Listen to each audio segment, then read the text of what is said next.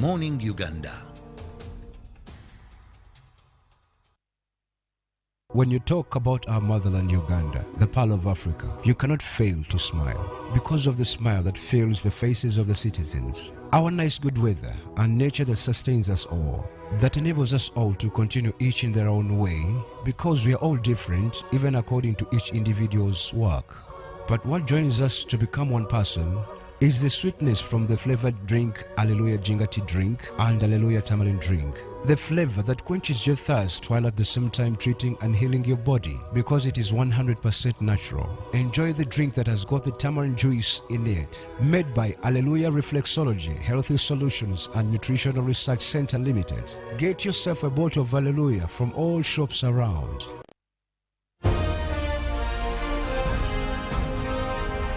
Live from UBC Studios in Kampala. This is Good Morning Uganda.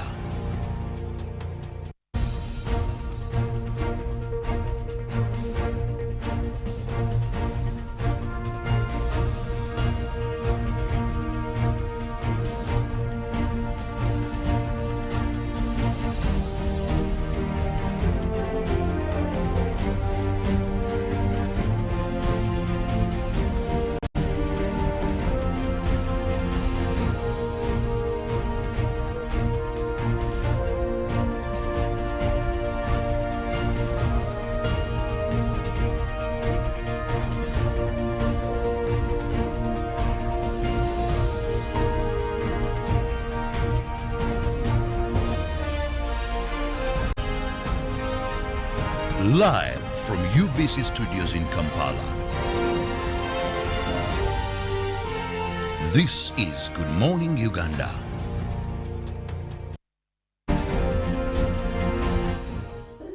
Your morning, you get your remote, tune into Good Morning Uganda, and voila, the day would have started for you at exactly 6:30 to 9 o'clock. We come to you weekdays, Monday to Friday, and we always keep you updated with information that is going around, especially in current affairs, in sports, in weather, in nature, in traffic, and so many more. And we always have some minutes of full discussions in our newsreel. We have full minutes of discussions from authorities that come to give us assurances about the things that are happening around us. Of course, COVID-19 is real, and we continue to let you know that you must make sure that you follow the SOPs.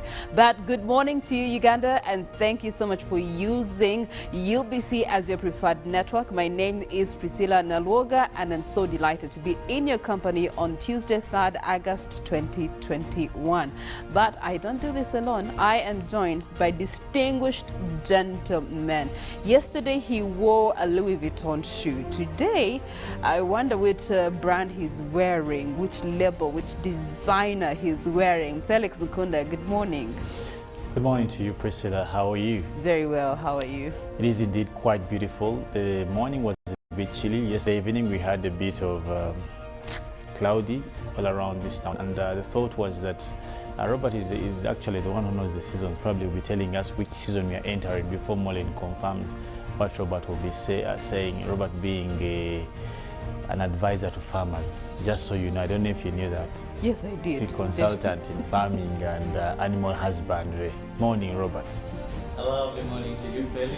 Good morning, everybody who has made us a TV of your choice this lovely morning. Well, Uganda, just to answer Felix, we are blessed that we are a country that has two rainy seasons. We have the March to May, then we have September to December. So if you're a farmer, those are our seasons. But unfortunately, due to global warming, climate change, these seasons sometimes do not come as expected.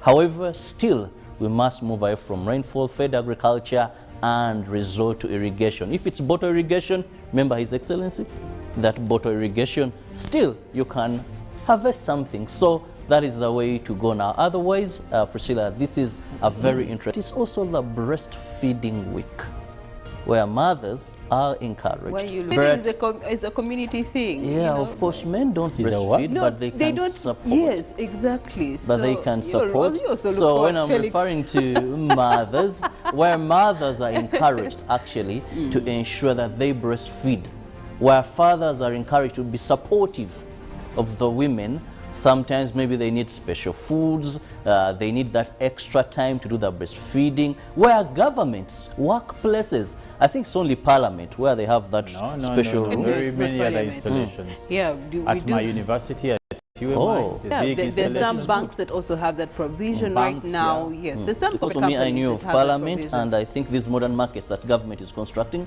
they put that special wing where breastfeeding mothers can go and do the breastfeeding. So it is a month, and we encourage every lady there, everybody there, let's support this move of breastfeeding, because the first 6 months are very, very important to any baby for breastfeeding. Now, I know there's some mothers that have had to get into the labor ward and deliver their baby even when they're COVID-19 positive. The good news, the scientists do, tell us that when it comes to breastfeeding and a COVID positive mother, you don't have to worry about anything. There will not be any transfer of the virus from the mother to the baby. And if SOPs are followed, strictly, that is, the mother has to wear a mask when they're breastfeeding, they must wash their hands every single time before getting with the baby, then they can do the breastfeeding. And the alternative is there right now. You can, what they call them, breast pumps, and you can actually do the breast pump, express the milk, and then that milk is given to the baby by someone else who does not have COVID-19 to help you, manage COVID-19 in that situation. So that is a positive.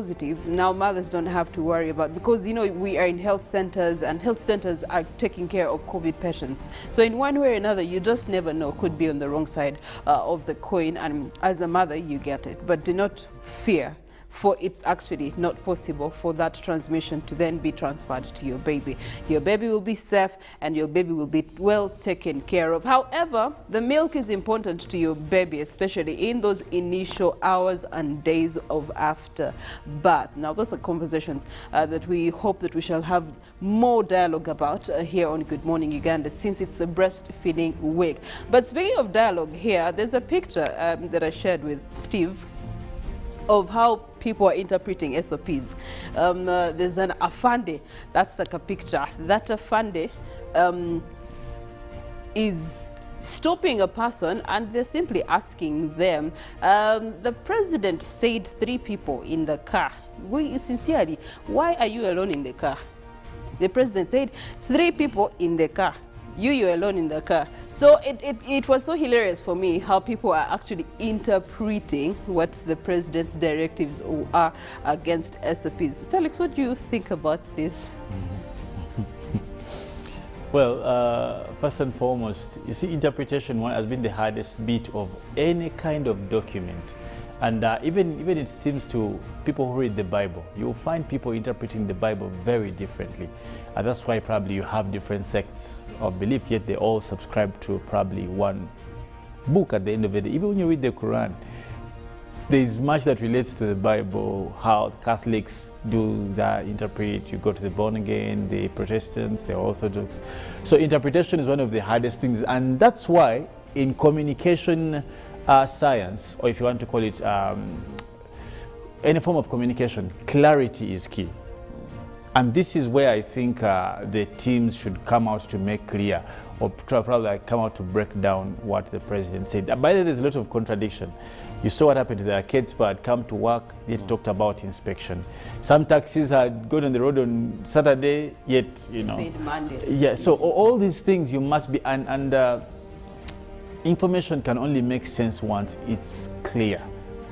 But anyway, far from that, Priscilla and Robert, just have one question. I had a conversation yesterday with one of my friends, and from our conversation, he seemed to blame the partner, but was continuously relating the blame to the fact that this person comes from a particular area, or is a particular tribe. Yes. And now, even in the conclusion, he added, and I say this, he said in Uganda, era nkubuulira abantu okuvaawo n'okwambuka totega nanga kuwasa. Now, and it's kind of like it got me thinking. I just wanted to ask you, is there any particular region or tribe or particular type of people in the world you wouldn't want to relate with? And if you have the reason, it would also make more sense. Robert. Okay, I'll go first. When you're a believer, like I am, you get to realize that we're all one people, and then even away from just being a believer, we have the same blood under the skin. Our skin tones may be different, our accents may be different, our shapes and sizes may be different, but at the end of the day, we still have the same red blood flowing between yours and mine. So that, for me, is the basis. That's one. Two, you get to realize that it's not really about the fact that someone is from a particular tribe, region, or area code. It's actually characters of those places and the norms, the rituals, and the practices that they have. And it could be as simple as food. You have the Bachigas who just do their matoke, they drop it in a pan, put in their tomato and onion and cover and boil. There you have your katogo. Then you have a Muganda man marrying a Mchiga lady and they serve him that version of katogo, and it is, you know, a no area. So it's not really about the people and where they come from. It's the cultures and the customs that we have been raised with, and then you meet someone else and they're contradictory, and that's where it comes from. Robert. Well, Priscilla rightly stated everything, but maybe just to supplement on what she said, personally, I believe that we all have strengths and weaknesses, and it's all about being tolerant. Yes, upbringing, sometimes areas where we come from, there's a way they shape us. Like one would tell you, maybe for a Muganda man, there are things that a Muganda man may do, and they are very strange to maybe a person, let me use the tribe of Mochiga, that a Muganda man is expected to be knelt for, you know, all that, and the Mochiga, they don't kneel. So yes, we have those differences, but doesn't mean that we can't do life together if we choose to understand and be tolerant of one another. So for me, I don't ring fence that this kind of people that no, I'm open. I believe that yes, you can work with each other, understanding that your strength maybe her weakness, but also your weaknesses maybe her strength. So Felix, what did you advise your friend? Even before I go to that, Priscilla, I'm just thinking you guys are being no, what did you? Well, don't worry about what we are being. It is what we are. But you, what did you tell your friend? Well, he was the one telling me. And your advice. Of course, by the time I come to you, Felix, I know that you're believe in this field. I believed what he said because I know it's very true. There's what you call cultural conflict, and it's one of the biggest challenges for any relationship, be even in friendship, be even in marriage, cultural conflict. And that's why, since time immemorial, the most advice for people who are getting into permanent relationships was that don't get someone out of your known culture. It was good advice simply because of cultural clashes. For example, I have a friend of mine also who married a white lady, and it's been hard for over 10 years because of cultural conflict. So I personally agree that you can work life together, but then the real part of it is that you can't live a whole life of compromise, trying to compromise. Then that ceases to be. That is what I think.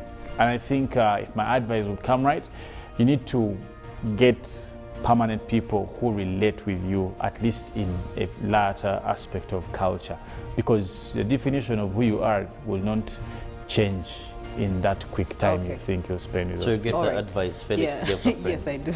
Yeah. All right, now you might have your 2 cents about this conversation that has risen.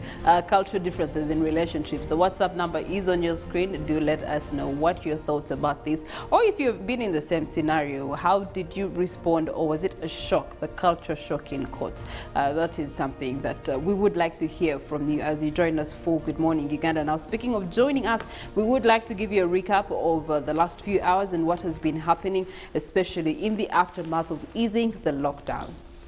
And we'll begin with what the situation was in Kampala yesterday, where we saw some resume business, others not, because of terms and conditions sent for the reopening. But let's look at the transport sector, more so public transport, where yesterday marked the first day of resuming of public transport after they had been grounded for, that is, the last 42 days. However, at different bus and taxi terminals in Kampala, few passengers turned up, leaving the operators in suspense as many still opted for footing.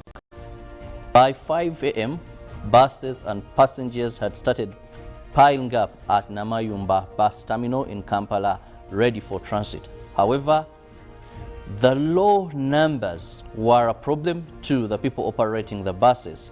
To ensure total compliance to COVID-19 standard operating procedures, the terminal had deployed security guards, very vigilant, to ensure that whoever accesses the terminal is in line with the standard operating procedures. However, the first day of resumption of the public transport means registered minimum customers as opposed to the much anticipated huge turn-up in numbers. The president directed that the transport operators to champion the compliance and adhere to the campaign amongst them or else face another shutdown. This is what informed the low numbers, because many people did not have enough money that was set by the operators, but also many seemingly were used to other forms of transport like footing and also border motorcycles. The transport managers also asked government to financially support this industry so that they can recollect themselves of what they have lost over the 42 days. In the aftermath of the easing of the lockdown, you have that easing bringing a sigh of relief to business communities in Kampala City following the presidential address that saw different sectors, including those operating in arcades and malls but under strict observancy of SOPs. Yesterday being the first day, many of the business sectors were opened following the presidential address on COVID-19 and partly small pockets of beehive activities in downtown Kampala. However, to those operating in arcades and malls in downtown remained stranded at the main entrances to their workplaces, save for Ham Business Center that remained open with business going on like never before. But to other arcades and malls remained padlocked pending fulfillment of the set guidelines by KCCA and Ministry of Health in the fight against the spread of COVID-19. This brought the moods of businessmen and vendors who woke up in the wee hours of the morning for work down. The Minister for Kampala Affairs, Ms. Kavanda, last week issued a set of guidelines that each arcade in the Central Business District will only start operating upon getting a certificate of compliancy upon inspection, something that the city traders are finding hard to comply with.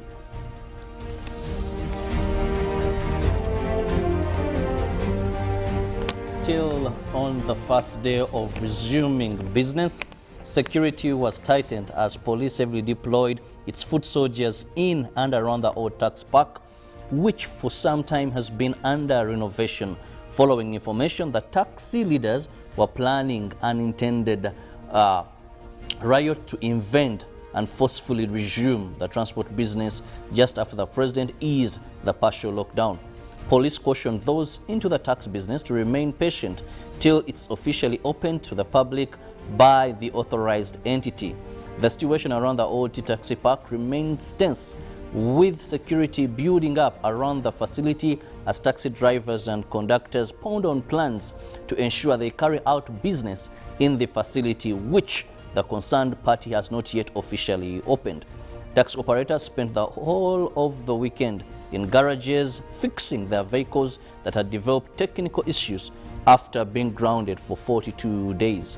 To them, the directive had attracted a smaller turn-up because many people that stay within Kampala had learned to foot to and from their places of work. However, KCCA insists that they are doing all it takes and will hand over the facility to the respective entity once it's full for operation. Unconfirmed intelligence reports indicate that some leaders within the tax association and operatives had their way and had planned to take over the park because they believe it's ready for work, contrary to what the authorities are planning. According to police, one Rashid Sekindi had plotted to have them ensure that they take over the park forcefully and resume business inside the place. Finally, on our local stories, in the fight against the spread of COVID-19, government introduced stringent measures and the security agencies were tasked to enforce the observancy, among which were curfew time, closure of businesses and other restrictions. Some scrupulous officers took the law in their own hands and started to extort money from the public, especially bar owners, and leaving them operating. 9 senior officers have been aligned in the Police Professional Standard Unit and have been charged with misconduct, which has called for their dismissal work. Police is cautioning the public over criminal dealing with security officers in back doors. With the relaxed lockdown, police is to concentrate much of its efforts on government institutions like ministries, departments and agencies to inspect 20% staff on-site adherence. Well, so interesting things that happened yesterday on the first day. In Jinja, we saw police and the RDC running battles with the border board, where for them they said, we shall carry 2 passengers, come rain, come sunshine. No wonder it rained yesterday. Because the cost of fuel is expensive. So it was very hard for the RCC there to move stage by stage, explaining to them, people, this is because of COVID. Then the border board authority came in at one time, security had to be beefed up, because the situation wasn't any better.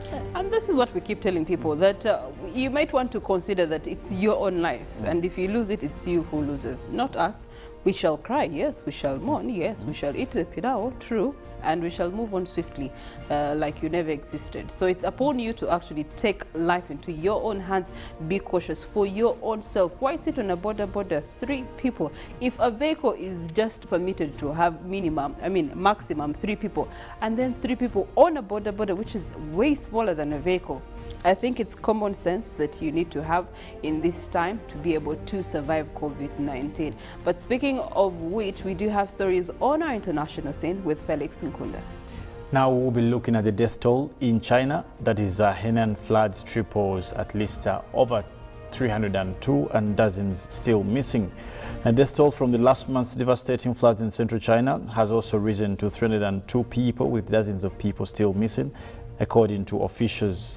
Now, tripling the numbers of fatalities has also been reported last week.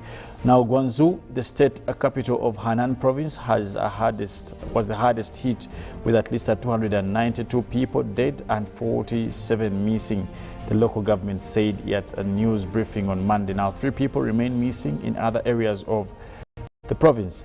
Now, in Zhengzhou, home of at least 12 million people, saw a year's worth of rain in just 3 days, and residents found themselves trapped in underground trains and car parks, road tunnels by the swiftly rising water.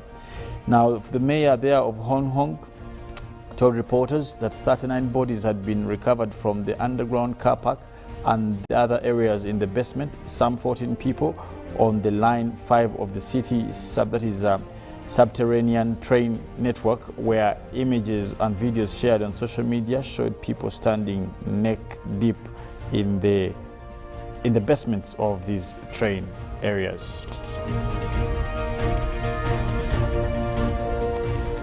Now we'll cross over to the U.S., where we'll be looking at the Delta variant surges across the U.S. South political leaders clamped down again. The U.S. state of Florida and Louisiana were at or near their highest hospitalization numbers of coronavirus pandemic on Monday, now driven by the still spreading Delta variant, as one doctor warned the darkest days yet. Now, more than 10,000 patients were hospitalized in Florida as of Sunday, passing that state record. Louisiana was expected to break its record in 24 hours. Now, this came also to prompt Governor John Bel Edwards, a Democrat, to order residents to wear masks again indoors. These are the darkest days of the pandemic. Dr. Catherine O'Neill, Chief Medical Officer of Our Lady of the Lake Regional Medical Center there in Baton Rouge, Louisiana, said at a news conference with Edward, "We are no longer giving adequate care to patients." And nevertheless, O'Neill also urged Louisiana to get vaccinated, warning that hospitals were overwhelmed. Many nurses were out sick with the virus. And she said that having the state with the staffing deficit of about 6,000 people will also increase the risk faced by the people in Louisiana. Now back to Africa, we're looking at Liberian minister evokes the Bible to defend his lavish burial for the mother. Now the Liberian minister there had reacted to mounting public criticism following the decision last month to bury his mother in an expensive mausoleum while the country battles the economic hardships and the pandemic. Now Nathan McGill, critics called it show of extravagancy and wasteful spending. But in the Facebook post, the influential Minister of Presidential Affairs defends his decision, and he said that there was nothing wrong with him giving his mother a befitting burial because of the number 5 of the Bible's 10 commandment, where he said, you must honor your mother and father.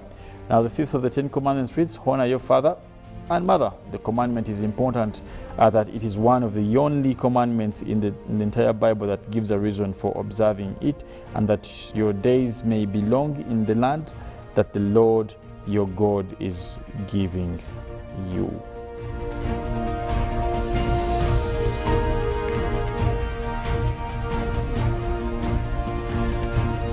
Well, do honor your mother and father. Clearly that's a super commandment, and henceforth the blessings shall follow you forever and ever. Actually, the Bible talks about much about how we relate with elders, if I may put it on a broader aspect. And that also got me thinking. It's just about people who judge you, depending on where they stand. I don't know how much what the man spent on burying the mother would do to assist the nation in terms of its economic turmoil. But anyway, that will leave for them to ponder. But much of that is what we'll be giving you. We'll also be here to discuss our newsroom story, but thereafter we'll be having nature and weather updates, also the traffic, and Good Morning Uganda agenda. Robert will be hosting a guest to discuss a matter of national concern, as he calls it. But of course, we can't get enough of the sports updates. So much is happening. KCCA has traveled yesterday or the other day. And of course, we'll be seeing the Sekafas and of course the internal transfers. It's also working out well. We see a lot of guys coming back here and they're performing well. I've had a discussion with Yunus yesterday from Vipers there. Quite good information about the comparison, home professional football versus abroad professional. I think we're doing good so far. That's the topic also we'll be discussing later on with Ruben in the sports updates. But for now, let's take a break and we will be having our song for the day. And when we come back, Robert, Priscilla, myself will be doing a newsreel. Live from UB.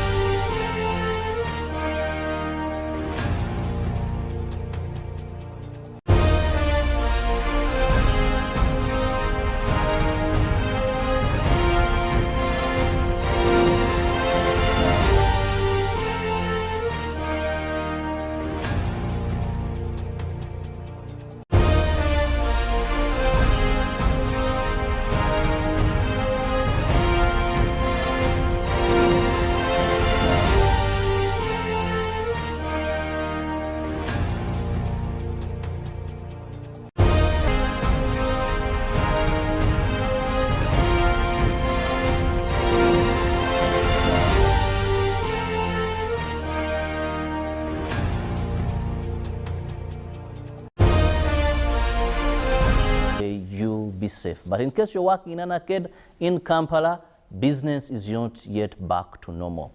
The District Task Force of COVID-19 Kampala gave terms and conditions for arcades to open, and a 3-day ultimatum was given for them to put in place the requirements we are going to be going through. Thereafter, then they will be inspected and given a license to operate.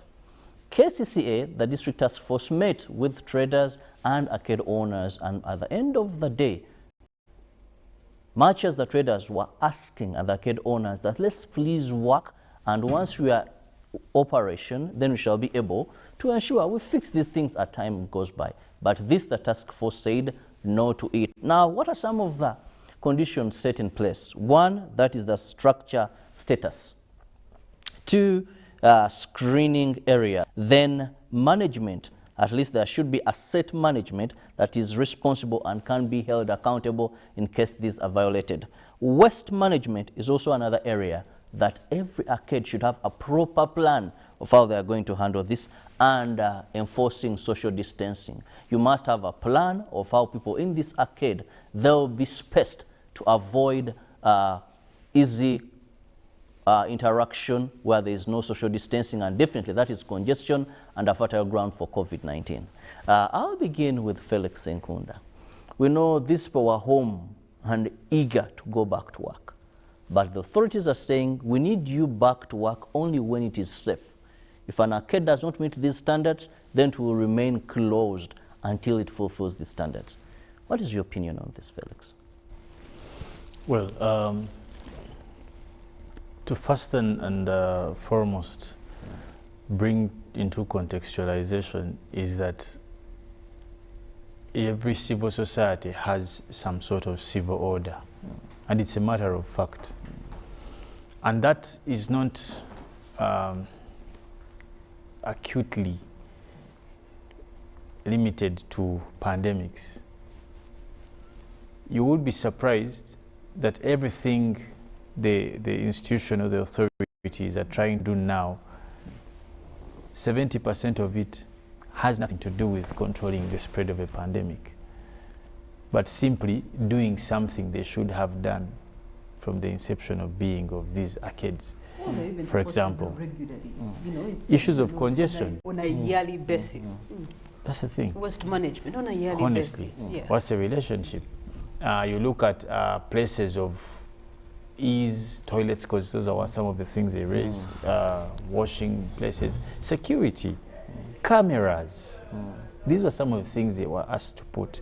Now, you may find that these are not even in any way related to enforcement of, they may be aids, but they're not primarily. Now, what I'm saying is that enforcement or standardization is a normal procedure that ought to be done in a normal situation, even away from these COVID things. So you don't be shocked that this is the evidence that everything probably in some of these city centers or municipalities, if you want to call them, has been done wrongly for a long time. I don't know if you get me. That even with the things that they pretend to going to do now are not things that should be done now. Because one, the assumption is that when a building installation is put in place, for example, like a building, there are even procedures. One, if it must be monitored before it is given a license to operate, there are things that must be there. Inspection of entries, exits. Now, the building has what we call accommodative capacity. Even when they are submitting papers for approval, there are questions about what is the traffic you can accommodate as a building. But what do you see in these arcades? Someone rents a pole, they rent a ceiling, they rent a door, they rent a corridor, steps. They rent steps, they even rent toilet corridors, you even walkways. Now, even which is against what I'm saying is that what these guys are going to do is not anything unique. You get the point. This sort of enforcement is is the evidence that everything is being done wrongly. That's why people can build installations or buildings where the plan shows that it will have a 7-foot corridor or passage, yet the actual building has a 3-foot corridor. Now, that is where they're hitting the hard rock. This is where now they're actually, and the institution themselves are the ones who give licenses. But you see, whose fault is that? Because now that's not the fault of the traders. It's the inspecting team that actually allowed this to permit this to actually operate. I think it's a two-way thing, Priscilla. These things, because this is what Kirabo, remember, just in this lockdown, I think, or the previous mini lockdown, where there was that building that was being put up, parking kade, that small building that was being put up, it was put down because of, first of all, structure encroachment on the park property, and it was just going to cause a lot of commotion. And it was put down when it was on like 3rd floor. If they can put down that, why can't they put down? Why can't they close these arcades and actually make sure that they either restructure or they reorganize themselves according to capacity? Well, my and all these sister in Clearly don't live in Uganda. And that's what I'm saying. So much Exactly. That's what my point is. That meets the eye. it is because we live in a corrupt country. One is corruption, but two is also that Ugandans have become very crafty. And yet some institutions have not been able to match to that. For example, KCCA will issue a plan. If we had proper morals as Ugandans, then you should stick to the plan. But what happens? I'll go meet somebody and tell them, this ground floor that I've put as parking, I'm going to construct shops there. And then, so this is what Felix is talking about, that there's so much wrong that has been going on, and now they're trying to put it right. I think that is what Felix is referring to. And because of that, like as in Uganda we say that wogezako terezaka chama mamera. You're definitely going to be breaking the tree for that matter, and that's what you're going to be seeing. And now that makes sense to what the arcade owners were saying, that let the people come and work as we see how to find ways. I disagree with what the arcade owners are saying, because I feel like they will be using it as an extortion route for them to get money from the people who are telling them that because we have to do these things for you, you have to pay an extra fee, pay extra for water, for electricity, you know. So I think that if that happens, they're going to extort the end user who is the stall owner. Well, then let's also understand what is so hard here to implement, because when you watch proceedings of this meeting, one interesting thing is you would see the arcade owners real pleading. I don't want to mention names, but real pleading. What do you mean? Give us show us a sample.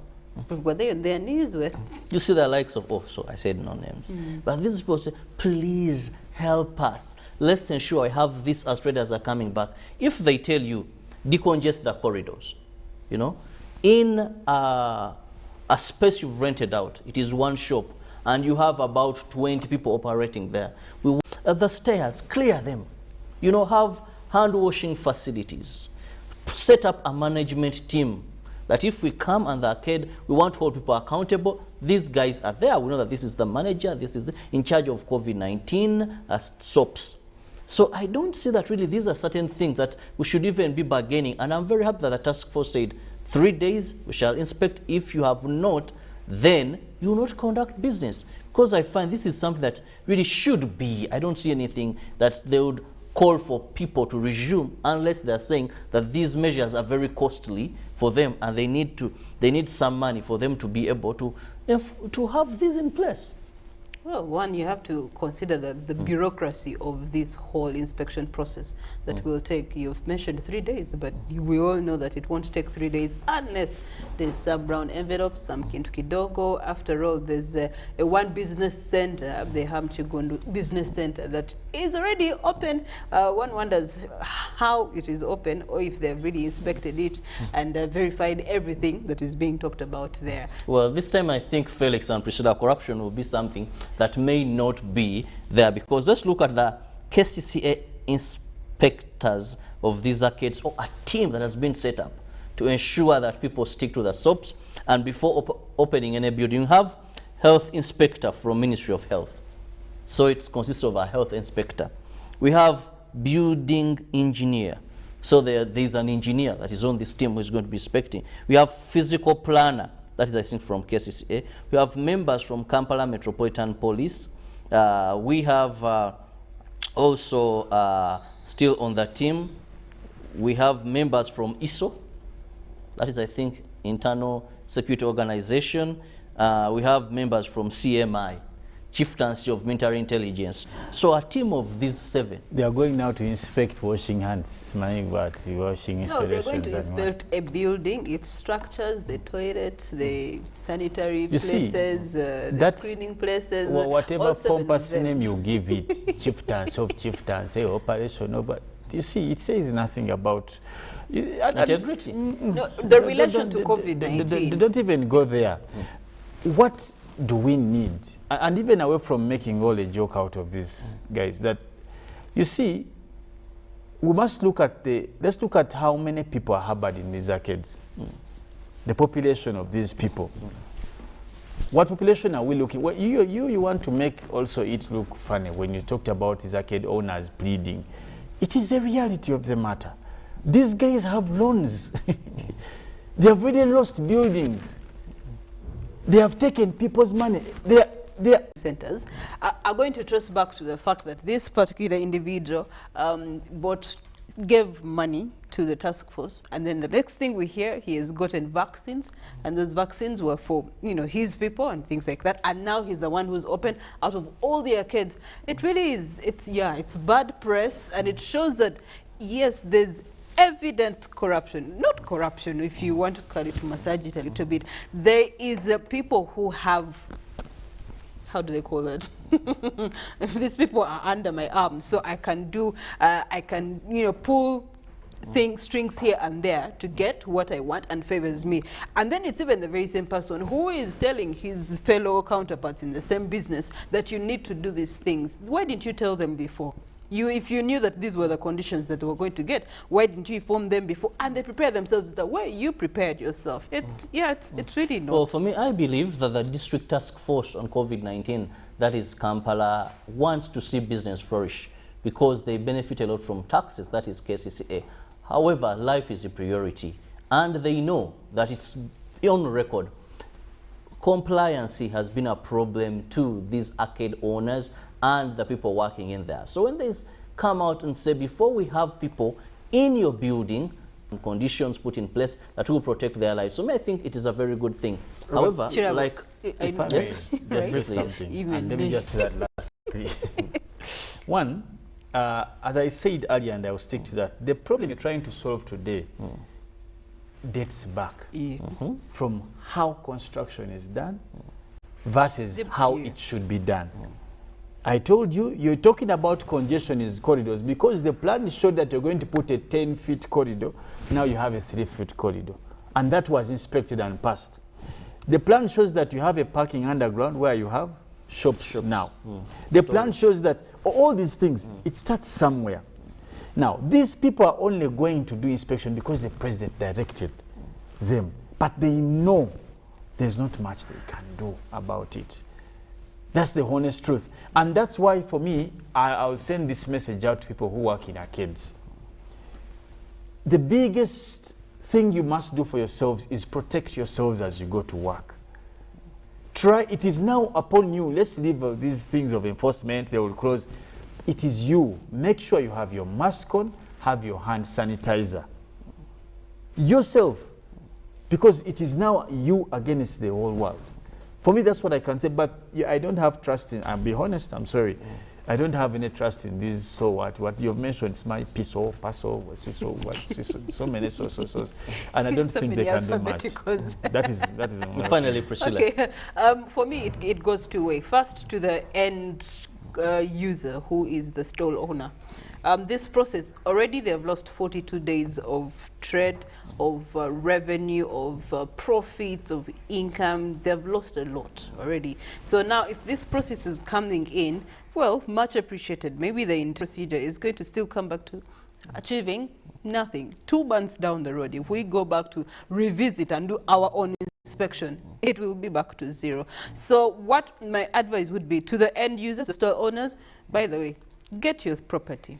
Find alternative means of actually trading while this is going on, because it could take a week, it could take 2 weeks. You end up having 52 days of your business being in lockdown. You're losing money and the economy is losing money. So let them find alternative ways of actually engaging in trade. That's one. Two, the other consideration is that if this procedure actually sees the day or the light, you will see that there's going to be, yes, decongestion in the arcades, but that also means that it will require these people to be elsewhere. They're going to end up on the verandas. You're going to have vendors on the streets of Kampala. Then after that, KCCA will come up with a decongestion plan for the people on the verandas. And then what? It will be a continuous cycle. Well, all we can say is the district task force, this is the time to prove the worthiness of your salt, because we hear many people seemingly could have lost trust that this can be done. But remember, this is a matter of life and death. The only way we can move forward is if we strictly stick to the SOPs and ensure we save lives. Otherwise, if it is business as usual, then we shall have more cases of COVID-19 and another lockdown will be no optional. We are counting on you, and please, you the traders here, it's your life that matters. Money is important, but once you're 6 feet down the ground, then money will mean nothing. Let's all work together to ensure that we work in environments that protect our lives against COVID-19. When we return, we'll be looking at what is trending in the print media. Good morning and keep it with us.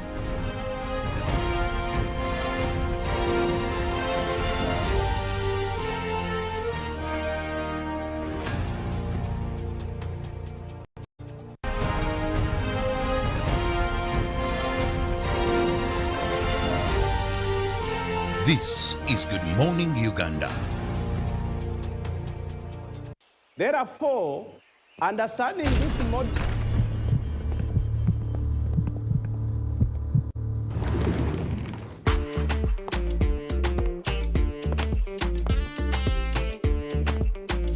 Hey, excuse me, lady. Who do you think you are? A queen? Hey, haven't you heard? Get Airtel Chillax bundles and browse like a queen. Get Airtel Chillax bundles that do not expire and browse like a queen or king. Dial *175# or use My Airtel app. Airtel, the smartphone network. Wait, Abu. Tunamaliriza. And what are you doing throwing papers all over the place? I'm looking for an invoice for a sound system and cables that I received yesterday, but I can't find it. You know there is a way of keeping all this in one place and available to you as and when you need it. I really wish there was one, because the way these invoices grow legs and disappear. I believe this is what you're looking for. Now how did it get there? Tabo! Do you know that with EFRIS, you can stay on track of all your business transactions and improve on your record keeping? How so? Katituliku computer with EFRIS. I just search using the fiscal document number and I retrieve the records I'm looking for. Bookkeeping becomes simple after that. Kapo, awesome, yeah.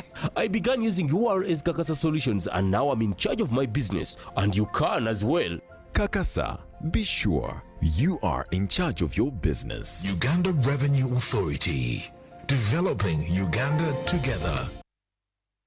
When you talk about our motherland Uganda, the Pearl of Africa, you cannot fail to smile because of the smile that fills the faces of the citizens. Our nice good weather and nature that sustains us all, that enables us all to continue each in their own way, because we are all different even according to each individual's work.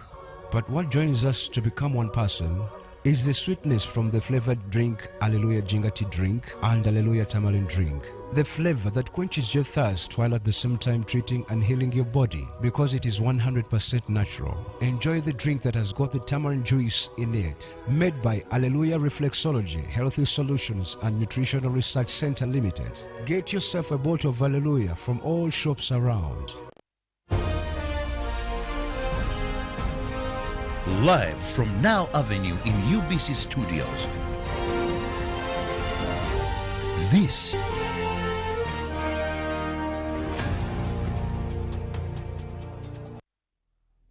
Well, excitement to get to work, but one important thing is let life be your #1 priority, because you only live once, and once you're gone, all that remains is us talking about you. At the end of the day, your loved ones will suffer because you mean so much to them. So protect yourself against COVID-19 for yourself and for your loved ones. Once again, it's time we're here and we'll be taking you through the dailies. I'm holding the New Vision and a very big headline there. Teachers Circle probed over 11 billion. Head teacher, accountant have been arrested over the fraud. So much is happening when it comes to handling money. Then fighting crime, 12 nabbed over robbing, that is Kampala motorcyclists. If you remember that video that was circulating on Mawanda Road, 12 have been netted by police suspects. Then now we have, should one despair if Mr. Right does not show up? That is in terms of relationships. The New Vision brings that question. Should you lower your grades and standards for that? Then education tips, what to consider when choosing an A-level combination. Yes, we saw O-level results out and many will be now opting for A-level. Should school resume? Still in the New Vision, government plans pension scheme for the informal sector. How it's going to be done? Details are in the New Vision today. Still looking at the New Vision, a mass of people on Namirembe Road in Kampala yesterday as businesses were eased. So there was a huge turn-up. People crowded here.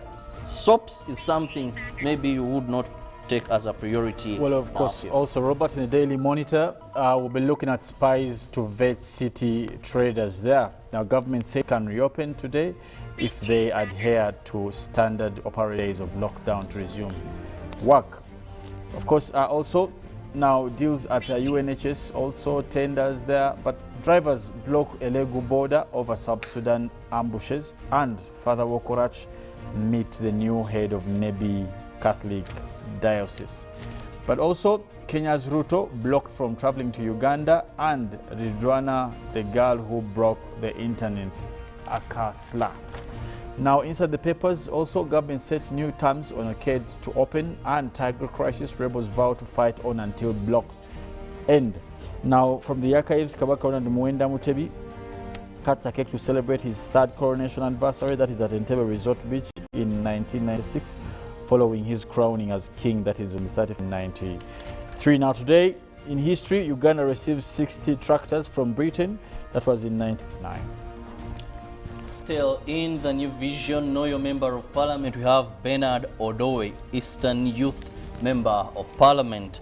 And today in history, it was on this very date when Faizo Mukasa and Abdul Katuntu withdrew from Greenland Bank case. If you remember very well, issues of Greenland Bank. Still on this very day, we saw the world's first nuclear submarine pioneers new shorter route to Europe. And looking at COVID-19 statistics, today, new confirmed cases stand at 230, while death is at 14. That is 14 people have succumbed to COVID-19.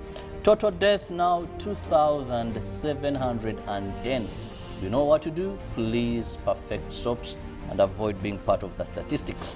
Facts or myth? Why are we no longer allowed to shake hands? Someone is asking a question and the expert answers that in the New Vision. Now in sports, we'll be looking at Cheptegei Kiplimo dig for 5,000-meter gold, and Cheptegei and Kiplimo there want gold, and the plot now goes to 5,000 meters where they begin with the heat day. Of course, Uganda's in action now. Today we'll be having men's 5,000 meters, and of course also today we'll be having a men's, that is round 1 and round 2, and of course upcoming we'll be also having women's 1,500. Winning Nyonyintono there is part of people who will be playing. But they give you some of the in-depth analyses on what's happening in the Olympics, and Keane skips Spurs return amid Man City transfer talk. Now Hassan beats Obiri to claim 5,000 meters gold van Kenyan tour. Of course, much of that, they give you updates in what's trending in the Olympics.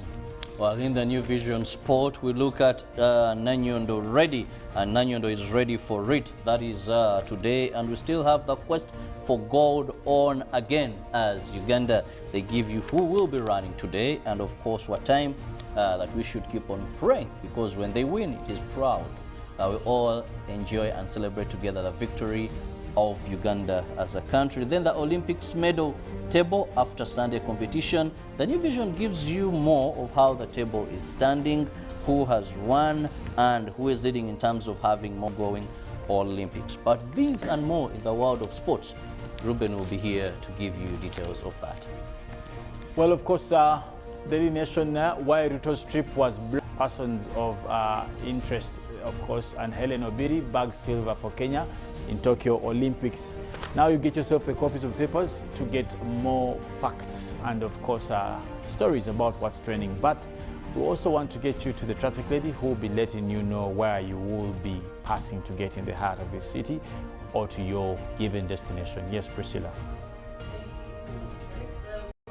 Look at picking up from where we have been having that conversation, arcades. So we want to see what downtown Kampala or the business center for Kampala is looking like around some of these arcades. Now picking up the traffic from what is known as the now or coming up Kampala flyover area where there's construction that is going on.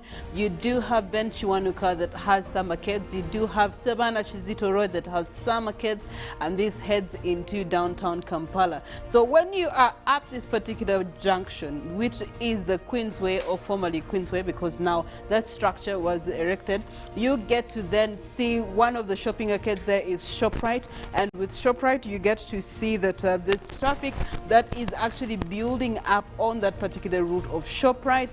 Then thereafter you start to then see some other arcade routes that are going to take us into downtown Kampala.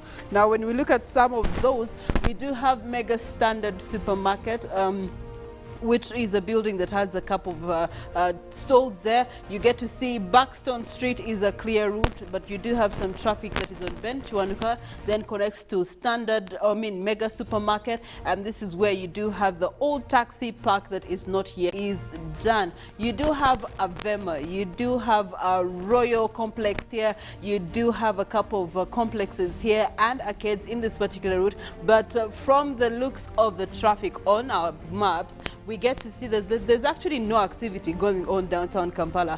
Ideally, at this time, it would be lots of red and orange zones. But if this whole stretch is not having any, even a green zone in the first place, then that means that law enforcement is actually making sure that arcades are not accessible this morning, following the conversation that Felix, Robert and myself have just had in regards to reopening of arcades after easing down of the lockdown by the president. Now we get to see Namirembe Road, which also has some arcades there. You do have the Mukwano Center shopping arcade. This one is open.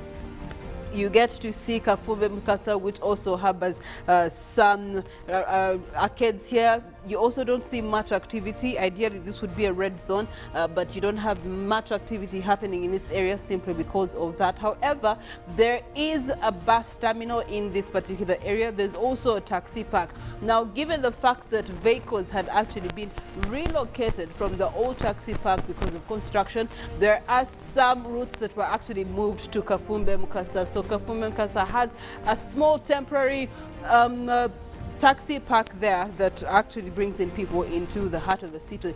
Owido Market seems to be business as usual for them. You do have traders bringing in perishables and they're getting to do business. So the red-orange zones, especially around the market entrance, show you that traders are actually getting to buy and offload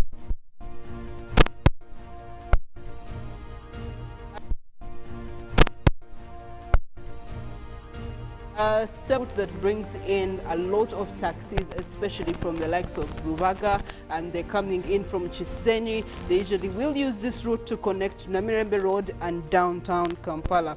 You do have the area of Chisenyi that is also having some orange zones and some green zones, showing that there is activity that is happening around those routes. And then you come back to Mengo, and Mengo, you come back to Lubiri, where you get to see some of these places in Tukatwe, where you do have some arcades also having red zones this morning, because these are main routes or highways that people use to access the town.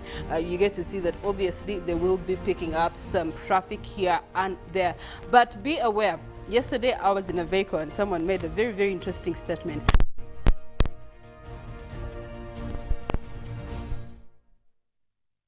Make sure that you give them social distancing. Given the fact that some vehicles have been parked for 42 days, if the brakes is working or functioning as they should be, and that is challenging. So a person may just accelerate and it turns out to be something else. It could be anything, or even an accident for that matter. So while you're driving for this next few days and weeks, just be mindful that you've got to social distance in terms of vehicle distance when you are on the road, and that will definitely save you. It will save your side mirror, it will save you your light on the car. But that is what we can give you on the traffic updates this morning. Given the fact that arcades are not yet officially opened, you will not find so much traffic happening downtown Kampala, but the rest of the routes en route that bring traffic to the Central Business Center are operational, and as the President did recommend that there is an easing of enforcement of SOPs, especially in the main routes. So we have seen less roadblocks on the road between yesterday and today morning,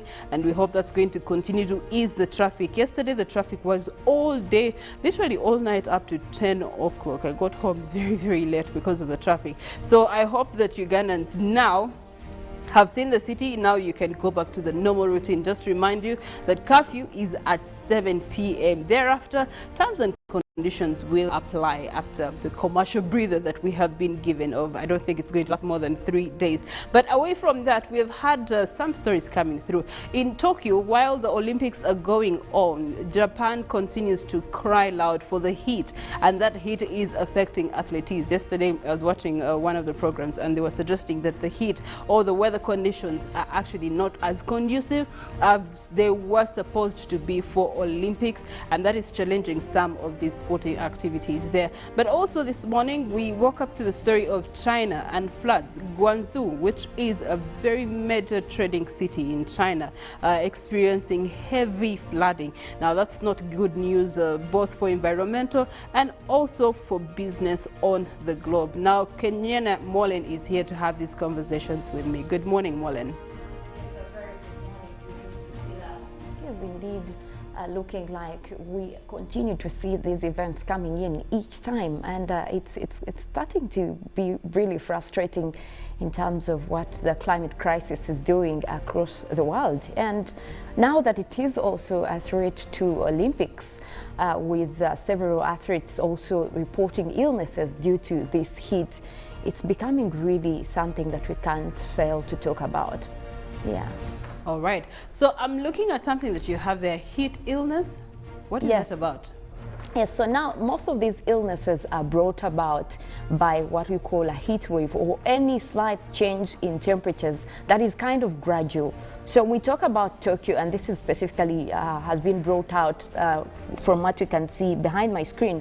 That was brought about looking at the trend in Tokyo right now and some of the athletes that are actually getting sick. So what happens is that when someone is not used to that kind of rise in temperatures, and they get to a place where it's actually much higher than what their normal their bodies have been used to, that creates some kind of factor to their bodies, and in turn that stimulates some kind of sicknesses, and those are what we call heat-related illnesses. And most of those actually will even hinder them from performing to their potential. I'm happy that the Tokyo, they have put up some coolers around the grounds, but still, for someone who has not been used to a 40, for example, here in Uganda, maximums usually go to 30 and 31. I imagine if someone is exposed to 46 or 47, we're lucky that African blood, most of us are resistant, and probably that's why we've not got many cases with our Ugandan team. But a lot of people are struggling, and these are all a result of a heat wave in Tokyo or this gradual temperature rise. I also think it comes down to the melody that we have for the Africans who are color, my skin color and tone. We sort of have a better way of absorbing these heat waves. And I've also had an interesting experience of the heat illness. I have suffered from it, and trust me, it's actually not a good thing. You feel like you're boiling, but you're not seeing where the heat is coming from, but it's coming from the internal. So I definitely understand the plight of the athletes in Tokyo right now. But nevertheless, we push forward, and we know that Tokyo 2020 will come to a successful end, especially for our Ugandan team. Now, away from that, this morning, Molen, we are hosting the Minister of State for Environment, and that is Honorable Beatrice Anywa. She's going to be talking about the decade of conservation as far as environment is concerned. In the wake of this information that came to us last week, 10 years is what it's going to take for us to actually find a way to rehabilitate what we call the ecosystem, or what originally was known as the ecosystem. And some of these policies that came up, which policy would you want them to start with?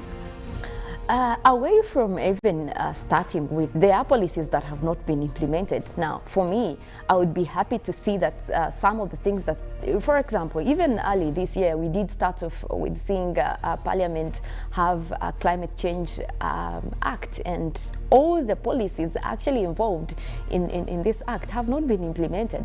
I can tell you that for sure. So I want them to focus on that. And most of the promises that they're doing, you've seen the negativity going on even on social media about the recent ban on Kavera encroaching wetlands. Still, people are demanding for implementation. It's not enough that we continue making these policies without implementing them. Now, I'm very happy that Honorable Minister is here to take us through this conversation, and I'm very much looking forward to it, because I know she has a lot to share and a lot to talk about when it comes to a launch of a decade in earth and environmental restoration. Now, this is something that we're all excited about, but we want to see real action. If you're saying there's going to be a ban, what have you done? Is there something that we can look at? We want to see the actions, Priscilla, not just anything more being put on paper. Well, I know Robert Kirabo is listening to you, and he's definitely going to put action plan as one of the inquiries as we do host Minister Beatrice Anywa here this morning at exactly 8 a.m. The conservation or environmental conservation for a whole decade. That is the plan. After that, we will be having sports update coming your way. Olympics is still ongoing. Ruben Pima Chibirango and John Burns Center will be here to give you a detailed analytical update on Olympics. But Good Morning Uganda does continue with Kenyana Molen. Yes, a very good morning to you once again, our viewers. My name is Molin Kenyana. Now, away from the heat wave that we're seeing over Tokyo with the Olympics, we've also seen right now we have a record-breaking number coming in from Greece. Now, Southern Europe has been hit by multiple wildfires and also increasing heat waves, and this has triggered many hotspots across that side of the continent. Now, looking at Southern Europe, yesterday we did have Greece coming up with a total of 47 degrees centigrade. Now, this has not been recorded, in fact, across the entire Southern Europe. For the last 50 years, Greece is getting this number now, rising up to 47 degrees centigrade. Now, what this means is that this is going to create a lot of stress, because this is something they're not used to. And we also want to look at most areas that have also been looked at in terms of extreme heat. Still talking about Southern Europe now, there is more that can be done. We are not just relating one event to climate change, but it's a pattern, and the evidence is pretty clear.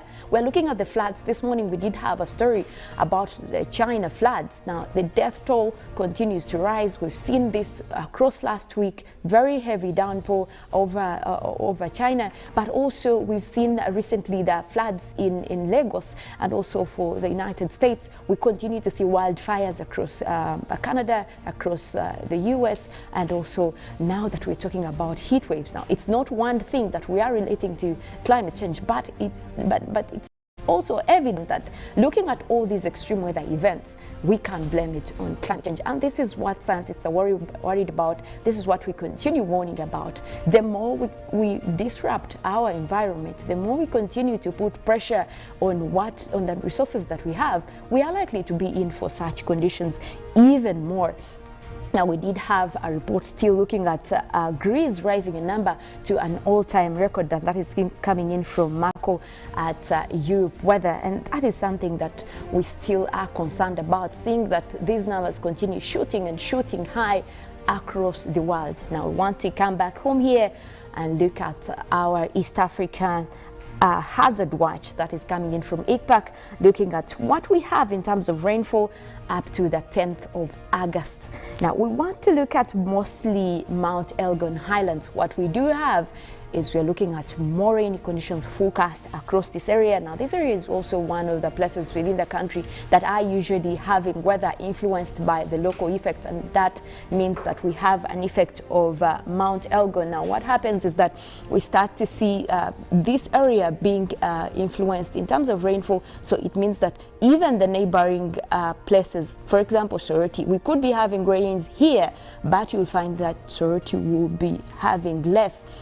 Now, also, what is in the forecast shows that parts of the Karamoja region, northern Uganda, is likely to have more rains, where you see the green colors. Now, West Nile, we also did talk about this yesterday, talking about the fact that West Nile is still in the forecast to receive more rains. Even yesterday, almost the entire morning, this area was having rains, and most of those continued into the afternoon. Now, it is still a hotspot for rainy conditions forecast up to 10th of August. Now, we also have parts of southwestern Uganda picking up in terms of our forecast. We do have parts of Fort Portal and the Rwenzori region also likely to have more rainfall. Now, Mbarara is still dry. We have seen reports, and was interacting with people yesterday who actually mentioned that this area has been dry, and they're looking forward to more rainfall. I wish I could tell you we do expect some close to soon, but it seems like we are still in for mostly a reduction in wet weather activities, although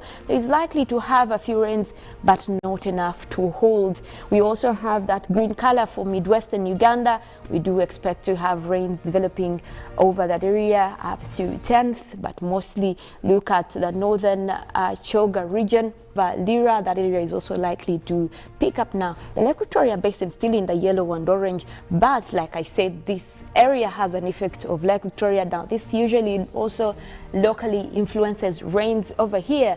That means that we could also be looking at just a few showers, but generally this area is forecast to have reduced wet weather conditions, and that takes in parts of central as well as Kampala, Entebbe, Mbarara to the western side, and also the end of western Lake Victoria. That is where we have Masaka, Sembabule. That area is expected to have reduced wet weather conditions, and we could also be looking at that. But we do have a forecast for rainy conditions that will be coming in later as we start our September to December rainy season over Uganda. Now, we will go ahead and take a look at what our satellites are depicting from the skies. And I can tell you this morning we did wake up to mostly cold weather. We had intervals of sunny and cloudy conditions across most of the country, but we did see also some rainy conditions developing across Lake Victoria, but that only brought in rains only towards the islands. The rest of the country was dealing with mostly cloudy conditions, and we could also be looking at a clear day for most areas. Take a look at the areas with actually white clouds. It's only a few. West Nile still picking up. We have Midwestern Uganda, Fort Portal there having just clouds. But look at Gulu right now. Northern Uganda, the Karamoja region, very clear skies, close to dark. That means only sunny conditions over there. We're also seeing parts of Tororo, that is the eastern part of Lake Victoria Basin, clearing up to sunny skies. Also the same for Kampala, but we do have that system that is developing from Lake Victoria that could be bringing us rains over a few places later. But I can tell you right now, we'll go ahead and take a look at our forecast for this morning. but most areas for just a few showers, most especially for Midwestern. That is like the areas where we have Masindi, where we have Hoima, but most areas are likely to remain equally sunny for most of the day. And we could also be looking at temperatures increasing later in the afternoon. But for this morning, we've also started off with very warm conditions. We do have most areas, especially across Central, shooting up to 27 or 29. But in our forecast, we also have most areas that are still within the normal range, that is 26 to 27. And most of those are likely across the Elgon Highlands, where we have Mbale here. But although we're likely to start off with very sunny skies this morning with intervals of cloudy conditions. Now, looking at the central part of Lake Victoria Basin within our forecast, we do expect those rains to come through, but only over a few areas, and temperatures starting off at 25 degrees centigrade. Now, moving on, we do have central northern Uganda. That is where we have Gulu, Kitgum, Padel. We are forecasting a mix of clouds and sunshine, and temperatures at 27. Already a warm morning over there. Those could actually be shooting up to 30 by afternoon. Now, looking at the eastern parts of Central, where we have Luwero, Woblenzi, we are forecasting a mix of clouds and sunshine as well. But take a look at that 28 there, quite a warm morning, and that could actually trigger in some rains later in the afternoon, with temperatures going a bit higher. Now, eastern Uganda, that is where we have Soroti, we have Katakwi, we have Kumi-Amuria, also starting off with a mix of clouds and sunshine. It will be clearing into more sunny conditions later as the day goes on, also starting at a warm morning with a 27 degrees centigrade over there. That is where we also have Amuria in that category. Now, across the Mount Elgon Highlands, this is where we're starting to see more rains pick up. We do expect to have isolated showers this morning over there. We do have temperatures going up to 26 degrees centigrade. That is where we have Sironko, we have Bududa and Boko in that category over there, with a pleasant 26. Now, eastern Lake Victoria Basin, that is where we have Tororo, Iganga, Jinja and Busia, starting off with a mix of clouds and sunshine, but temperatures quite warm as well. We are starting off at 27 degrees centigrade. Now, that area will also clear into more sunny conditions in the afternoon. I can only imagine temperatures might even go up to 29 later as the day progresses. Now, southwestern Uganda, we are looking at Mbarara, Ibanda, Bushenyi, Rizi, also forecasting a mix of clouds and sunshine, but starting off at quite a normal morning with a centigrade forecast over this area. Now, for the western part of, we are forecasting intervals of sunny and cloudy conditions, but this area is likely to pick up with rainy conditions later in the afternoon, only over a few areas, and temperatures starting off at a pleasant 26 degrees centigrade. We could be looking at more as the day goes on, but mostly at least up to 28 degrees centigrade over that area. Well, looking at what we have even ahead this week, we could be looking at more reduction in wet weather activities, not just across the Lake Victoria Basin, but most of the southern sector, except for West Nile, where we do still expect to have more continuous rains. And also now that we have Mount Elgon Highlands in the forecast to receive continuous rains over there, you might need to look out even for the likelihood of flash floods, especially for areas that are expected to have continuous rain. We have Arua, we have Yumbe, Moyo. Those areas to the upper side of West Nile do expect to have more rains over there. Still, in two different forecasts that we have, do indicate that we could be looking at more rains this week, even up to the 10th of August. So you might need to really take note of that. Well, that is all from me this morning in terms of weather and nature. But a very interesting conversation coming up with Robert. He is hosting the Honorable Minister, State Minister for Water and Environment. She will be here to take us through more on what we are looking at as we launch a decade of restoring environments. So you might need to also stick around and check that. We have sports coming up later. After that, Ruben will be here. And Good Morning Uganda Extra with Jagenda Semakula. My name is Molen Kenyina. I want to wish you a good morning.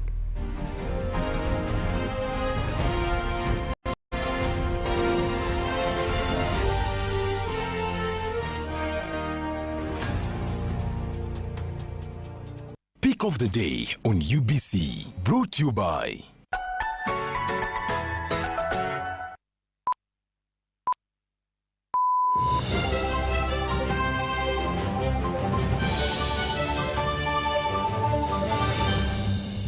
was brought to you by... We've cut and reduced our MTN Momo withdrawal rates. Now you can withdraw mobile money at the lowest rates. You also get MTN Send You points when you deposit, send, and withdraw MTN mobile money. Visit our Momo agents countrywide and withdraw mobile money at our reduced rates from 1st May 2021. Everywhere you go, MTN. Welcome to English in a Minute. Dust is made up of very small and it collects everywhere. So, my friend Bernard really wants to go out with your friend Bridget. Is she seeing anyone? No, but now is not the best time. She is still getting over a really messy breakup. Ooh, right. I'll tell him to let the dust settle before calling her. Good idea. And warn him that there's a lot of dust. Dust in this expression represents confusion, trouble, or just a lot of activity. So if you let the dust settle, you wait until things have calmed down or returned to normal. And that's English in a Minute. As the financial year 2020-2021 draws to an end, URA has put measures in place to file their returns and pay taxes within the set deadline. All our offices across the country and the URA Contact Center shall remain open to provide extra hours from 8 a.m. to 11 p.m. Monday to Friday and from 9 a.m. to 3 p.m. on Saturdays and public holidays. In light of the COVID-19 risks, we encourage taxpayers to reach us through our improved contact center and other online platforms instead of making physical visits to our offices. For online support, please reach us through our toll-free lines 0800 117 000 or 0800 217 000. Email services@ura.go.ug. Website ura.go.ug. Social media Facebook URA page, Twitter @URA Uganda. URA Customs Help Tool, help.ura.go.ug/login. URA appreciates all taxpayers who have duly fulfilled their obligations. Stay safe and let us all observe the standard operating procedures to prevent further spread of the COVID-19 virus. Stay safe as we develop Uganda together. Uganda Revenue Authority. Developing Uganda together. We've cut and reduced our MTN Momo withdrawal rates. Now you can withdraw mobile money at the lowest rates. You also get MTN Send You points when you deposit, send, and withdraw MTN mobile money. Visit our Momo agents countrywide and withdraw mobile money at our reduced rates from 1st May 2021. Everywhere you go, MTN. When you talk about our motherland Uganda, the pearl of Africa, you cannot fail to smile. Because of this, it fills the faces of the citizens. Our nice good weather and nature that sustains us all, that enables us all to continue each in their own way, because we are all different, even according to each individual's work. But what joins us to become one person is the sweetness from the flavored drink Alleluia Jingati drink and Alleluia Tamarind drink. The flavor that quenches your thirst while at the same time treating and healing your body because it is 100% natural. Enjoy the drink that has got the tamarind juice in it. Made by Alleluia Reflexology, Healthy Solutions and Nutritional Research Center Limited. Get yourself a bottle of Alleluia from all shops around.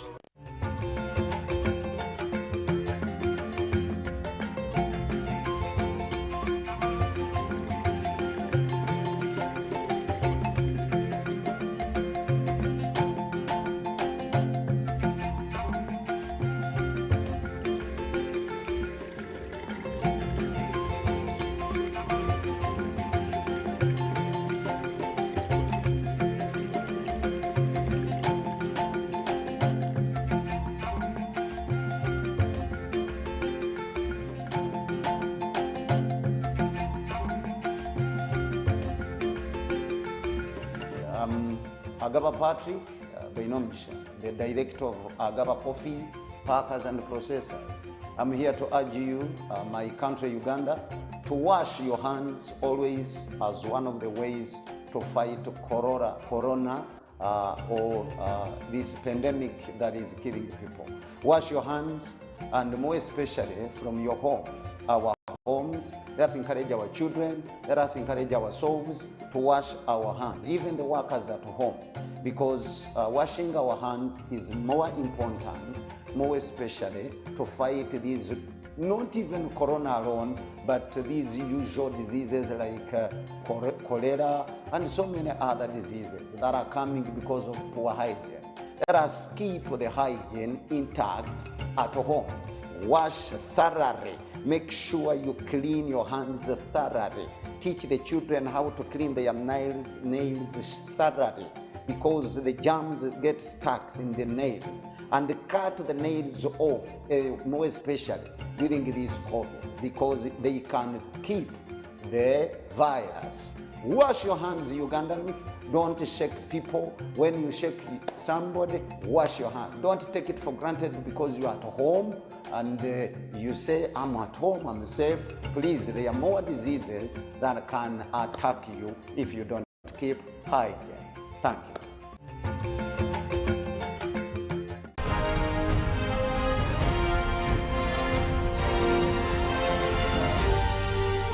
This is Good Morning Uganda.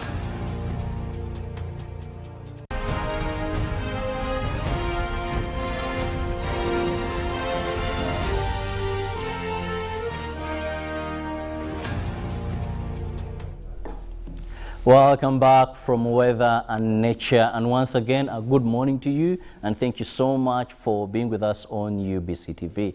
This is Good Morning Uganda agenda, where we look at issues of national concern that affect us universally. Now today we are going to be looking at the environment. We all live within the environment, and of course we know when we mess around with this environment and it speaks, actually the cost is very expensive. We've seen floods, we've seen weather patterns change, to mention but a few. And after clearly observing this, Government of Uganda, to be more specific, Cabinet, on the 26th of last month, came up with a resolution which is declaring a decade of environment restoration. And they came up with guidelines on how they are going to achieve this. With me in studios, I'm privileged, I'm honored and humbled to be hosting a lady who I know when it comes to issues of environment has sacrificed and can sacrifice beyond life. Many of us know her as a person who stood to defend forest cover in this country. And this is none other than Honorable Beatrice Atim Anyora. Some of us, those days, we used to refer to her as Mama Mavida, and she's the Minister of State for Environment. Honorable, you're most welcome to our studios this morning. Thank you very much, and good morning, viewers. It is also an honor that I'm hosted today on an issue which I'm very comfortable to talk about and passionate for that matter. So good morning, viewers. I look forward to having a fruitful interaction. Yes, Honorable, if it's okay, then you'll excuse your mask so that we can communicate effectively. Excuse yourself of the mask. Oh my goodness, hopefully. We've sanitized, the social distancing, and we... Please. I need to be safe. You also need to be safe. Definitely. Thank you. Well, Honorable, to begin with, we saw Cabinet come up with this decision. Even before you look at these specific guidelines, one would wonder what informed Cabinet at such a time? Because we've been around for so many years and we've not seen specific attention where the entire Cabinet says a decade of environment restoration. The struggle has been on, only that maybe we were overwhelmed with degradation for that matter. But as we speak, as you rightly say, nature is speaking. And we have no option but to listen. Since we met during the Mavera struggle, I think our country has been on a declining trend as far as conserving our environment is concerned. For instance, our wetlands have already declined from 15% to about 8%, which is alarming. The forest cover, we used to have about 24%. we only have about 9%. And issues like our crested crane, our Ugandan heritage and pride, we used to have about 100,000 of them, species. We only have about 10,000. And these are indicators that not all is well. The water, the quantity of water we have, the volume, we used to have about 66 billion cubic meters. We are now about 43 only billion. So you imagine with the challenges we have at hand, then we are looking into a glaring problem. And therefore, we can't just sit down. Yes, there's a saying that there were issues around that. What caused this decline? People will always tell you, yes, urbanization, population growth, industrialization, agriculture, the pressure. Well, who's doing that? We are all in the engagement of it. In production, so much of a high population and the rest of it. But I think as a government, we see that there's no headway to that. We can't continue dilly-dallying and giving excuses that we are in this and we can do nothing about it. The warnings, as I have said, is really glaring, and therefore, as we plan for sustainably managing the target of social and economic transformation as a NRM government, the developing NDP3 programs, all this will be at stake if we don't manage our environment, our natural resources, environment and natural resources properly. Because they are prerequisites, they are a condition to attaining these plans we have as a government. Therefore, with that in mind, we made tough decisions. I'm happy that His Excellency the President gave me a hard docket to do hard job. Because our docket is firefighting. It's not luxury. We are just on a firefighting. The other day I was also looking at what is going on around the country. Good enough with the media, you keep us on flashing it. A week ago we went to Kasese with the Prime Minister. 3 days ago, the Prime Minister was also again in Bulisa. Before, when I came to this docket, I moved around the water bodies, telling people that the rains are on. Please try to evacuate. The reality is that the effect of climate change has caught up with us. And this is a global problem. And we are committed, we are partners in this. We made agreements on making it better in our own setup. So the challenge is with us. The challenge is with us. So we need to take actions. And these are the hard decisions we have taken. To look at some of the measures that our cabinet came up with, how implementable they are. They are just about 10, and I think we'll briefly go through them one by one. The first measure was all encroachers in government forest reserves, lake shores, and river banks should be evicted and the affected ecosystem restored. Encroachers are hereby given time to harvest their crops and voluntarily vacate.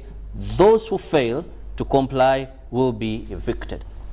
Now, what is the possibility? When we look at our lake shores, these government reserves, forests, it seems they have been encroached to a very big number. And many of the times there's a term of compensation. Even people who went there illegally, they come up with compensation. What is government plan? If you're removing us from here, what is the plan? What is the possibility of guideline number one? Listeners, one thing which I really want to share is that we have never been determined to conserve the environment much stronger than now. And the lamentation we had in the past is, yeah, as you're rightly putting on, yes, we have these people encroaching, they're in the wetlands, they're in the lake shores. What is government doing? They are reported, they are known. They are big. But now, the biggest milestone is that His Excellency has had enough of it. Enough of it. The hiding behind the issue of that orders from above, all the big shots, for me, I know the chief executive is the biggest person in the country, in that hierarchy. So whoever has now orders from the biggest person who has now directed that this must be done. I, as the minister, I have to implement presidential directives.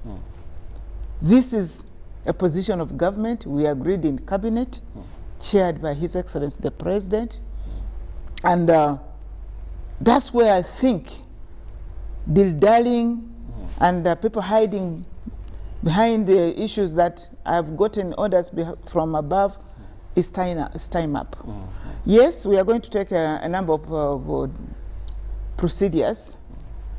We shall start with the human face, as we have already made the pronouncement, as you heard it. It has gone out to the concerned that please, if you found yourself, and they know, people pretend that I have a title. How did you get that title? Because that is answered, and those who should be prosecuted. Yes, those will come in. So you went there knowing for sure that this is a wetland, this is somebody to help you, gave a title so that you think you own it. Listeners know that our original setup, people knew where the boundaries of the forest were, and we didn't have titles. People knew where the river bank is. In my village, we grew up knowing that a well where there's an anthill or a big tree, you don't cut it. And people respected that. So today's population are not conscious of that. But that's not going to be an excuse. The law says what? Ignorance is no what? Excuse. Excuse is no defense. So here we come. This is going to be implemented. We are going to talk to them. And as we have already issued a warning, and tell them leave.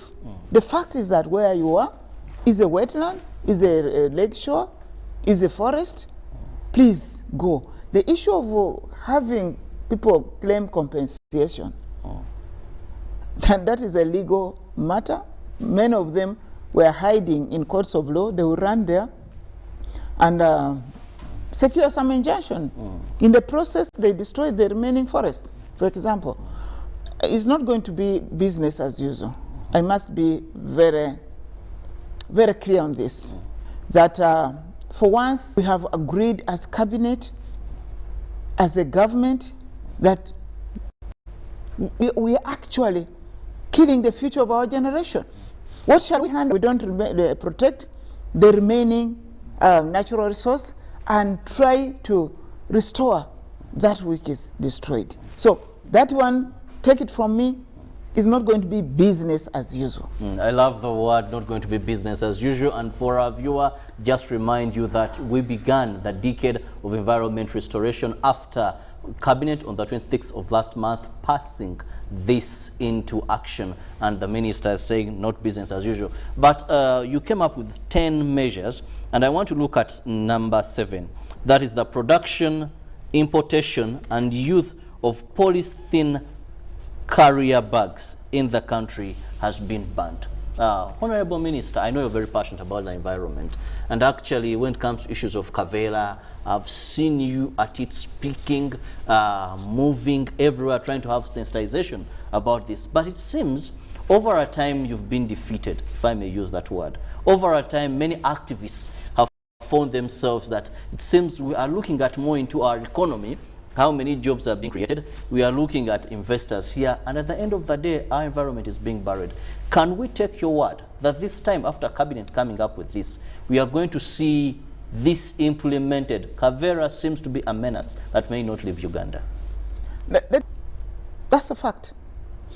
The compliment I've received since that time said, save us, at least this time around. Let's just kick Kavera out of Uganda. The the civil society, they are up in it. And I remember one time you saw us taking a really walk from the Constitutional Square up to Lugogo, saying we are kicking Kavera out of Uganda. Yeah, maybe you could term it that we were defeated. But falling doesn't mean you don't get up and walk. So if we didn't manage the first time, because we have already a law in place, we have been at it for a long time. We went through the parliament, secured that microns below 30 microns, those caveras, commonly known as carrier bags and cavera, should be banned. Yes, you could say that we were defeated, because no sooner had we assembled our NEMA team that these manufacturers went around and lobbied and said, hold, wait a moment. But the fact of the matter... Masqueraded under recycling? Those type of things. But mind you, no one should deceive you that it was also offering a job opportunity. I moved around these factories. This is a fact. Besides, those production lines can be diverted to do something we have advised about carrier bags.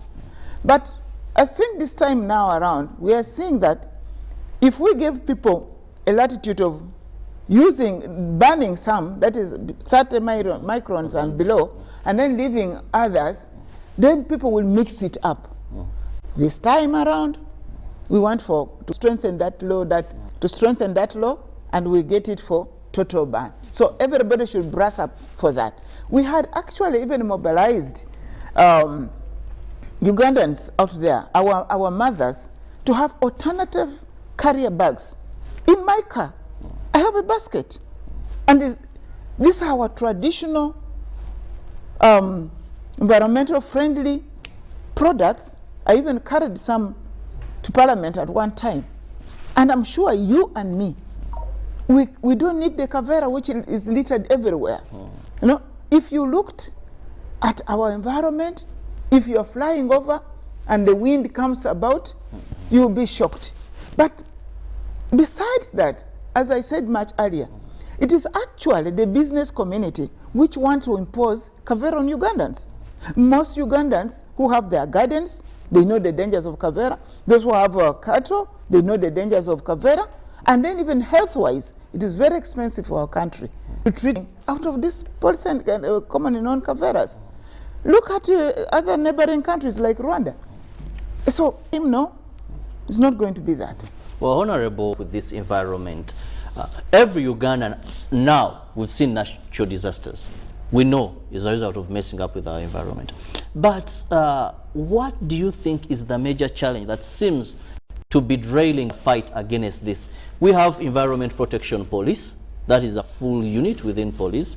We have NEMA, National Environment Management Authority. We have the forestry. We seem to have all it takes bodies in place. But unfortunately, despite all this, we have local governments that have also various enforcement mechanisms against violating or spoiling or messing with the environment. What is derailing that war? It's good we have highlighted those. We had still challenges, like the Environmental Protection Unit, Police Unit. We are supposed to have about 600 of them, manpower. But we have only 186. These are not enough, and we had that gap. Districts, we have environmental officers, forest officers, but if you see, the budget to that effect is very minimal, and the people that are dealing with and the problem at hand is huge. So in a district, to think that there's only one environmental officer to run around and protect these so-called mafias, I could term them, because actually they are destroying the future of our country. It's not an easy thing. So we have identified those. We have added a budget to that effect. We beef up the human resource. NEMA, you can also see them firefighting. Today they are here, the other time they are there. Leave alone that it is also true that our own officers, either the Environmental Protection Police or the NEMA officials, some of them have been caught also being compromised in the process. Either they turn their eyes the other side on some people and cause us to have double standards, or they are bribed for that matter, which I think with this Sanja no Kuna Mchezo and corruption being one of the items we were told when we are swearing in, I think that is one of the things which will help us tighten up. Leave alone that we have also indicated that when you are found, normally we were going for, let's say, people who are degrading the environment, those who have gotten titles and the rest of it, but we are going even for those who have authorized. NEMA, for instance, we have given them from that day that there should be no issuance of a certificate of no objection to any factory or wetland user. You know, that is already from that day effective. So if you are found issuing that, even you who's issuing, the officer, our own officer, we're also cleaning our own house, you must be arrested and prosecuted. We have said rice growing in the wetlands. We have had people complain of Rueda, whatever, giving a no objection certificate. Bugoma has been on, Mabira, every place. But now this time to show a bit of how we are serious is that you who is giving a go-ahead, a government official, you are also going to be arrested. Honorable, there is also this other issue in terms of protecting the environment that I need clarity on now that we have entered a decade of environment restoration, and you're saying that guns are ready to ensure this time it is seriousness. Environment impact assessment report, where many times we've seen culprits saying, no, this was conducted and we can coexist. We can have this as long as we have maybe proper drainage, we're not infringing on the critical belt. There is so much of terms that they put there to justify that. It's true that our natural resources, like the wetland and forest, communities, we can coexist with them, but under the authority. For example, somebody who is going to mine sand, we say, fine, you can mine it in a sustainable way and then restore. You know, but most of the time they don't do that. You know, so like in the forests, we have already some management contracts or MOUs. We have contracted with the communities around our forests that we engage them in tree planting, which they can also harvest sustainably and earn a living. Because the best guides are the community. Once they are benefiting from that, then they are the best guides to give us a whistle. They become whistleblowers. For example, I have a document here which I will leave with you. The management plan, you know, this, and our wetlands, and that's why we are saying people who have encroached on it can live. But we also indicated that up country where they can have a livelihood, we are going to give them alternative source of livelihood. We are going to give them fish ponds, if they so wish. They can keep a beehive to put in there. They can even start ecotourism, both in the wetland and in the forests, in a sustainable manner. So we are not completely shutting them out from using the natural resource. But as long as they agree with us, the way they are supposed to use those natural resources in a sustainable manner, that's an alternative we are giving them, which is open. Now, look at the issue of, I mentioned Bulisa, but you also look at Munyonyo and the other parts of it's true that there are also areas where the owners have their genuine titles. Yes.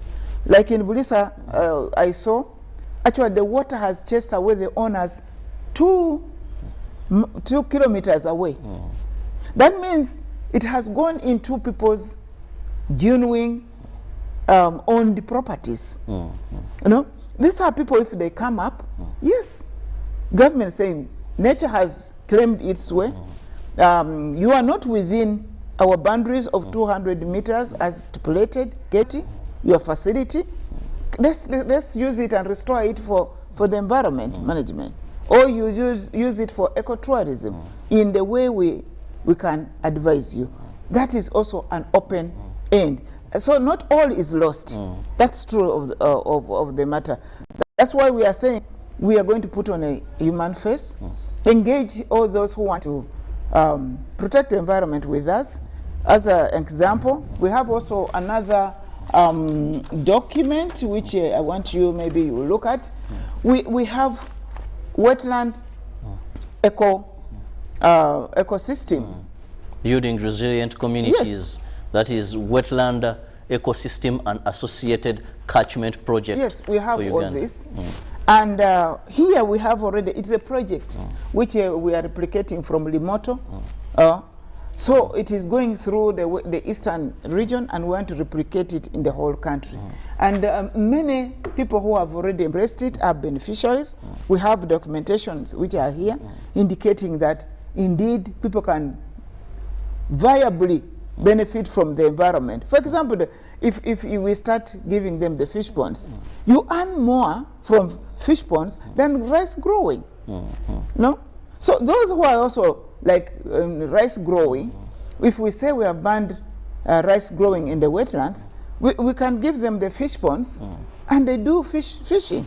Well, Honorable, time is not so much on our side, but before we wind up, the public needs your reassurance that this time around, government is going to act. You've talked about the term mafias, where we know that, yes, we know these are people that invest greatly. Someone can reclaim a wetland and inject $1 billion of trucks in terms of maram. That is a very expensive venture. So how prepared are you to counter this, and how serious are you this time to bite and see, yes, that 10 years from now, we'll have restored our environment and our ecosystem?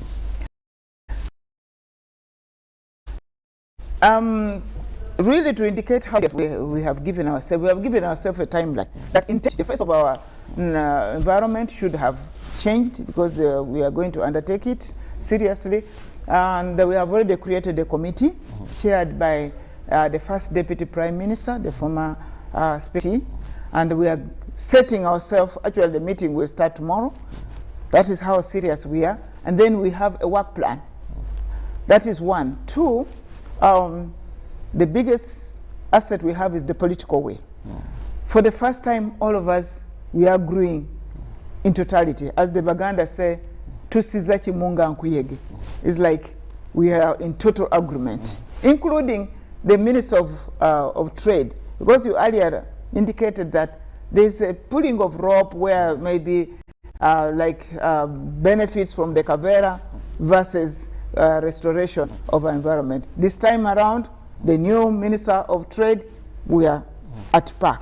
And three is that the budget, because really these activities, to show how serious we are, we must have allocated funds. Where there are gaps, we need that fund. We are going to allow ourselves to recruit more human resource, which was lacking. We need the police. We even need to train others to beef them up. We have already said to send more money at a district level so that our environmental officers can be able. We are partnering. The partnership starts with you here. I'm happy to be on UBS and other, TV. UBS TV, and then other media houses. You are our partners in this. We are going to engage, so in engaging the cultural institutions, especially of Uganda. I know we have been partners when we had the Mabira thing, and I'm very appreciative that Sabasaja is a kingdom partnered with us. We are going to partner with all Ugandans. It is you and me. We must do something. Starting with me, starting with you, it is possible. So work with us the work, give us the publicity, let's blacklist and put to shame. Name shame. Yes, we name and shame. And we look forward, Ugandans, because for me, I believe Ugandans don't want Kavera, for example. And I believe that Ugandans want to conserve their environment. As you rightly say, there's no poor person who can go and build in the wetland. No. These people who have some more money, why can't you use that money and buy land where it is not a wetland? Why do you have to go for a forest? You know? So the poor people of Uganda who value your agriculture, who value the future of your children, who value your cattle, join in the hand.